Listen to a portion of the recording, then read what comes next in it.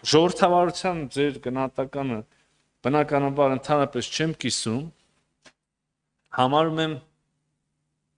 որ շատ ասելիք կունենայի, բայց երևի զերծ կմնամ ասել, թե ինչպիսի աննախադեպ եւ անխոցելի դիրքերում է այսօրվա հայաստանյան ժողովրդավարությունը, օրինակ համեմատած այն շրջանի հետ, երբ դուք ինքներդ ինչքան հիշում եմ, նաև падգամավոր եք եւ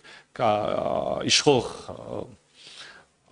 խմբակցության падգամավոր եք, կոալիցիոն, չէ՞։ Okay, այդ շրջանի համեմատ եւս չեմ վիճարկում, բան չեմ անում։ Բոլոր նախորդ եղած շրջանների համեմատ, հա, ասենց ասեմ։ Եվ եթե դուք ասում եք, եթե դուք ընդամենը որպես փաստարկ, որ Հայաստան ժողովրդավարությունը խայտարակ վիճակում է, բերում եք այն, որ Գյումրիի այդ դեպքից 41 կարգավիճակին չէր, մեղադրանք ներկայացված անց, այո, 41-ը կա, դա ինքնին խոսում է նրա մասին, որ Հայաստան ժողովրդավարությունը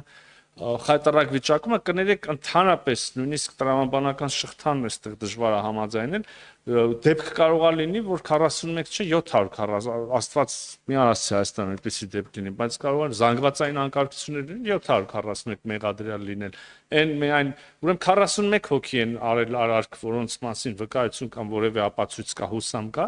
որ իրավապահ մարմինները անհրաժեշտ հնարավոր է 41 հոգու ներկայացնել։ Ես ընդհանրապես այդ դեպքից անկեղծ ասած տեղյակ չեմ, չգիտեմ ինչի մասին եք խոսում։ Շատ դասագրքային բան եմ ասում։ 41 մեղադրյալի ներկայությունը, արկայությունը բոլորովին որևէ կերպ չի նշանակում, որ ժողովրդավարությունը խայտարակ վիճակում է։ Ամենաժողովրդավար երկրի օրինակը կարակ բերեք, կարող լինի միջադեպ, որտեղ այնտեղ 741 մեղադրյալ լինի։